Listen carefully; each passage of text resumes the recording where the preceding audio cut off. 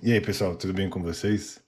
Cara, se seu agente de IA responde a mesma pergunta centenas de vezes por dia, você está pagando o LLM centenas de vezes pela mesma coisa. Concordam?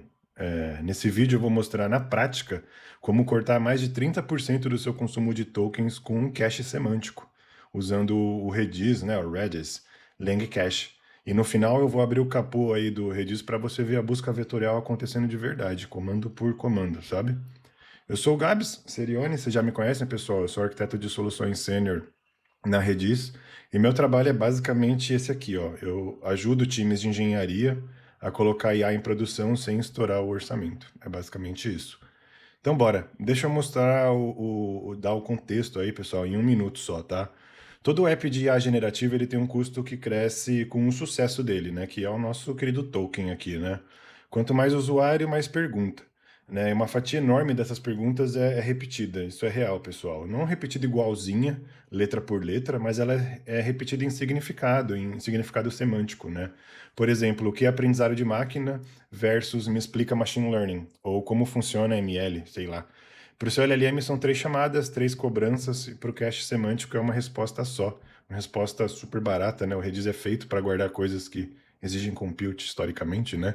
Então a ideia é muito simples. Antes de chamar o LLM, eu pergunto para o cache, para o Redis, semanticamente, né? Alguém já fez essa pergunta parecida o suficiente com essa outra? Se sim, eu vou devolver a resposta na hora, em um milissegundo, sem gastar um token sequer, né? Se não, eu chamo o LLM normalmente e guardo a resposta para a próxima, se eu quiser, né? É uma pequena engenharia aí. Então são duas chamadas de API, pessoal. É uma search antes e um store depois. É só isso, velho. Então, o Langcache ele é exatamente isso, né? Ele é um serviço gerenciado do Redis na cloud, eu vou mostrar para vocês, né? Ele é uma API REST de cache semântico que faz embedding automático, né? Threshold por similaridade, é configurável, claro, TTL, ciclos de vida e escopos, né? Para você poder dividir, fatiar essas memórias do jeito que o seu negócio precisa. Se é uma Ladycoin, né? Você está montando um agente para dentro ou para customer facing, né? Deixa eu mostrar mais ou menos, né? Aqui, pessoal, deixa eu ver como que tá no meu querido Chrome. Eu vou entrar aqui é o painel do Redis Cloud, mas vou direto pro Langcache, tá? Eu já tenho um serviço criado para essa demo, deixa eu procurar aqui. A gente vai fazer algumas observações muito simples. Essa conta aqui da Redis ela é bem bagunçada porque é a conta que eu divido com meus colegas, né? Os SAs da Redis. Então você pode reparar três coisas aqui, principalmente, né? Deixa eu colocar no lugar certo para vocês enxergarem, né? Eu criei um serviço de Langcache aqui muito simples, né? Então, o primeiro é o modelo de embedding. Eu estou deixando usar o Langcache mesmo, né? Ele gera embedding para você não gerencia modelo nenhum. Mas se você quiser plugar o seu pod, eu faço algumas experimentações com Coin3. Vou lá na Hugging Face e dou uma xeretada, né? A segunda é o threshold por similaridade, pessoal. Obviamente, isso aqui você faz override quando você quiser, mas é o número que define quão parecida uma pergunta precisa ser para voltar do cache, né? O default aí é 85%, mas dá para sobrescrever na busca, né? É o seu botão de controle de qualidade. E a terceira é minha favorita, os atributos, pessoal. Olha só, tcharam, que eu tirei da minha cabeça isso aqui, com company, né? Por exemplo. Que é o que, pessoal? As dimensões que eu defino para fatiar esse cache. Nessa demo que eu vou mostrar para vocês, eu criei três, que é a Company, Business Unit e Person, por exemplo, né? E daqui a pouco você vai entender o poder disso, né? Para que eu uso essas dimensões de maneira determinística, né?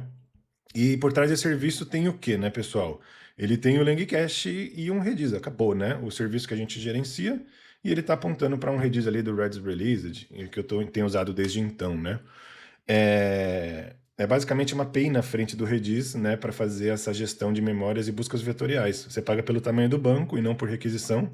Não tem cobrança cinzenta, o Redis não te bilheta, não tem WCU, RCU, esse tipo de coisa, tá, pessoal? O código dessa demo é público, tá lá no GitHub, os arquitetos de solução do Langcache. Eu vou mostrar para vocês aqui, ó. Eu deixo bem organizado no repositório nosso. Então é uma demo bem fácil de subir, tá? E eu vou mostrar para vocês aqui, né? É basicamente um Python com Fast API, trabalho do nosso querido Tiangolo, né? Um trabalho muito legal do Fast API. E o miolo é basicamente essas duas chamadas do Langcache, um search antes do LLM e um store depois. Se você sabe fazer um post, pessoal, você sabe usar o Langcache, tá? Vamos lá para a demo, então, rapidamente aqui, ó. Essa UI que eu criei aqui pra gente, tá? Agora a parte boa, né?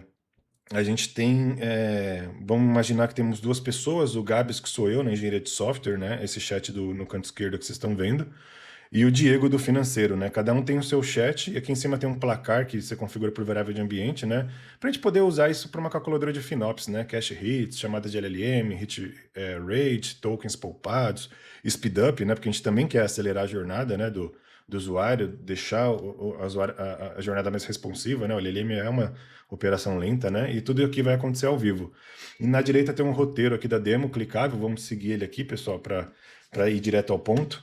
Então, o primeiro passo, o Gabriel vai gravar uma mensagem que ele vai mandar para o prompt, que ele é engenheiro de software. E o Diego vai gravar que ele é analista financeiro, tá, pessoal?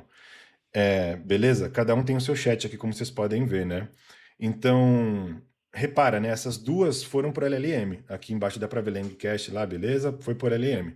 E olha a chamada subindo no placar ali, né? Você já começa a ver, daqui a pouco vai começar a subir aqui as chamadinhas, e aí a gente vai entender por que que essa memória tá lá dentro já, né? Do Redis, né? E assim, né? Agora, cada uma tem um escopo de pessoa, por enquanto, pessoal. Isso que é importante entender, né? Então, uma pessoa que pertence a uma business unit que pertence a uma companhia, por exemplo, né? Então, eu, Gabs, estou na squad de SRE da companhia XPTO, por exemplo, né? Então, agora pensa, olhando para o chip aqui da direita, pessoal, no caminho feliz da demo lá no roteiro, vamos ver aqui, ó, qual que é o próximo passo. Qual que é a minha função na empresa, né? Eu perguntando aqui, o Gabs de um lado, foi lá para o cache, né? Por exemplo, e voltou engenheiro de software. E aqui o nosso querido Diego, analista financeiro. Beleza, né? Agora, olha que foda. Perdão pelo palavrão. O Gabriel recebeu engenheiro de software, por exemplo, e o Diego recebeu analista financeiro. A mesma pergunta, respostas diferentes, né? E as duas vieram do cache em milissegundos. E isso resolve o medo clássico que eu tenho em 90% das calls, que é o cache semântico em produção, né? A resposta de um usuário vazando para o outro em produção. Não vaza, isso é um atributo, é um filtro no índice do Redis, é determinístico, né? Na Query Engine do Redis. A gente vai ver isso, tá, pessoal? E aí, mudando aqui, ó, pessoal, seguindo, vamos mudar o contexto para Business Unit agora. Agora as memórias pertencem a uma squad, a uma BU, sei lá, né? Então, eu vou fazer uma pergunta ambígua de propósito. O que significa o termo deploy? Então, o Gabs faz aqui, vai voltar uma resposta de LLM pesada, né? E depois o Diego também pergunta de novo. Cara, não voltou do cache, né? Curioso isso, velho. Então, vamos pensar aqui, né?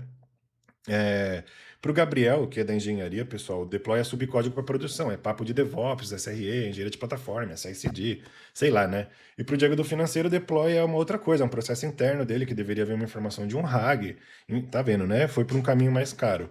A mesma empresa, a mesma pergunta, os contextos são diferentes, então os caches precisam ser diferentes. É assim que você atende squads diferentes com um único serviço de Langcache, pessoal. E agora, vou abrir o capô aqui rapidinho, porque eu sei que você deve estar curioso. Eu vou abrir o Redis Insight aqui, um segundo. Eu vou dar um Enter aqui, ó, Dali. Beleza, já criou uma coisa aqui, né? E esse é o Redis Insight, pessoal, é open source. Ele está conectado no banco que está por trás do Langcache, aquele banco que a gente viu na console. E olha o que o serviço criou sozinho. Hashes, olha que beleza. Cada entrada do cache é um hash com prompt, a resposta, os atributos daquele escopo, né? Por exemplo. Vou pegar aqui, ó. Eu sei que o Diego é analista financeiro e olha que doideira, eu tenho todo o metadado aqui para fazer a representação vetorial, né, que é o embedding, mas também ter o escopo. Não tem nenhuma caixa preta, é uma estrutura de dados e o Redis faz uma busca, um FT-search aqui, como a gente vai ver, com pré-filtros determinísticos, né? Por exemplo, a memória do Diego do financeiro que pertence a Redis, né? Não é a mesma memória, por exemplo, do Gabriel aqui, ó. Deixa eu procurar que é a função engenheiro de software, tá, pessoal? É assim que está sendo controlada a memória semântica, é algo muito simples. Isso aqui nem entra no mundo de memória de agente de curto e longo termo, é algo muito mais simples, né? E ele tem um impacto animal aqui para redução de tokens, como a gente vai poder ver, né? E aí, pessoal, como eu falei para você, ele é rápido porque é simples, né? Então vamos mudar lá o escopo para a empresa e voltar para a demo, para a gente entender agora o final, né? O valor disso aqui global, né? Então, eu mudando o escopo para a empresa, pessoal, acho que aqui que vai estar a parte legal. Então, agora é uma memória que eu quero compartilhar pela empresa inteira. Então, se o Gabriel perguntar, por exemplo, o que que é aprendizado de máquina, né? Ele vai para LLM, gastou tokens e ele guardou no cache, né? E agora essa resposta vale para todo mundo da companhia. E agora vamos ver esse cache semântico multilingüe, né? Porque eu usei um modelo que detecta essas nuances entre o português e o inglês, né? Não um modelo legal mesmo, né? O Redis ele é muito bom para multilíngues, por exemplo, né? Multilanguages, por exemplo. Então, se eu chegar aqui e agora o Diego falar o que que é machine learning, olha que curioso. Dali, cache hit. A pergunta, pessoal, é textualmente outra, misturou até outro idioma, mas semanticamente ela é a mesma coisa. O embedding capturou o significado, por isso que o nome é cache semântico e não cache de string, né, como vocês estão acostumados. E cada memória dessas tem um ciclo de vida próprio. Aqui no painel avançado, você controla o TTL, a memória do FAC, né? Quanto que cada tipo de memória pode viver um dia, por exemplo, a memória de FAC vive um dia, a memória de contexto que a gente pode viver 5 minutos, por exemplo. Quem pilota é você esse ciclo, né? Se você está usando aquilo mais como knowledge base, uma memória mais lenta, ou você quer algo mais de ciclos curtos, né? Dar um combate em cache hit para diminuir token, né?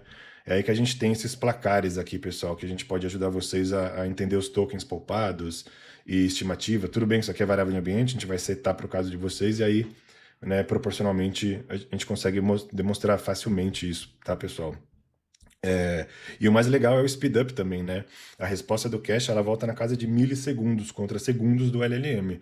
Ou seja, o custo caiu e a experiência ficou melhor. Não é um trade-off, né, pessoal? É as duas coisas indo juntas, pensando em como encantar o cliente ou seu usuário interno, né, pessoal? Então, vamos para fechar com o momento engenheiro raiz aqui, né, como eu sempre faço.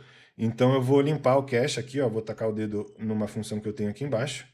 Limpar o cache, beleza, vamos ver se funcionou, porque é uma API, então foi. Beleza, pessoal, agora aqui no Redis Insight eu vou fechar esse documento, tem mais ninguém aqui dentro. Eu vou ligar o modo Profiler do Redis para a gente ver, né, o que está acontecendo. Vamos mostrar em tempo real o comando chegando no Redis, né?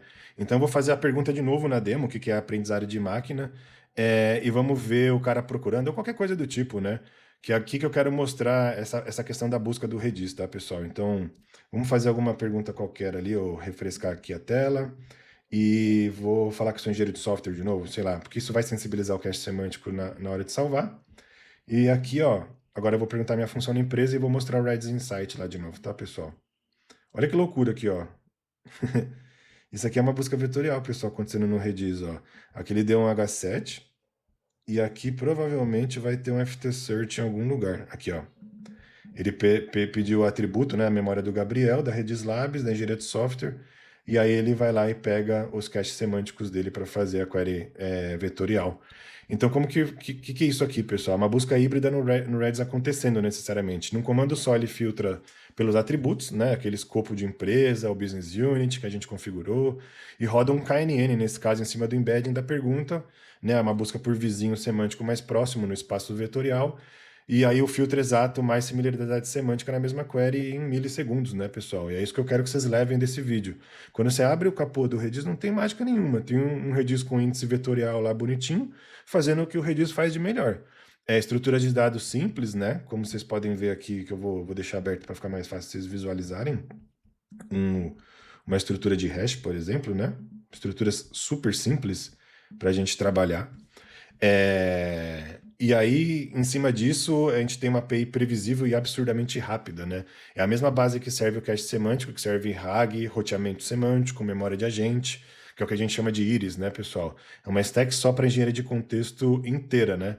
E aí, fechando a conta aqui comigo, pessoal, vocês pensando aqui no Redis em si, né? No Langcache, a economia do cache semântico é basicamente o que você gasta com tokens de saída versus o seu hit rate, né? Você tem que colocar uma fatia relevante dessas perguntas na memória semântica, e isso diretamente proporcional, né, ao crescimento orgânico do seu customer base, né? Se esses agentes cada vez atingindo mais pessoas, eles também vão ter oportunidade de mais cache semântico, né? Então, o que a gente tem visto aí é esse tipo de redução chegar a 30%, né? E quanto mais seu app cresce, mais pergunta parecida chega, né? Mais seu cache acerta. A economia vai escalando junto com o seu sucesso, tá, pessoal? Então, o código tá lá no GitHub. Eu vou deixar todas as referências. Tem uma calculadora pública de Langcache no site para vocês estimarem, né? E me acha aí no LinkedIn, né? Platformengineer.io, pessoal, se vocês quiserem dar uma olhada em como falar comigo de algumas formas, eu tenho um portalzinho meu aqui também, tá, pessoal? E se esse vídeo te ajudou, deixa o like, compartilha com aquele seu brother que tá pagando, ou sua irmã, né, que tá pagando a conta de LLM da empresa, beleza? Valeu e até a próxima.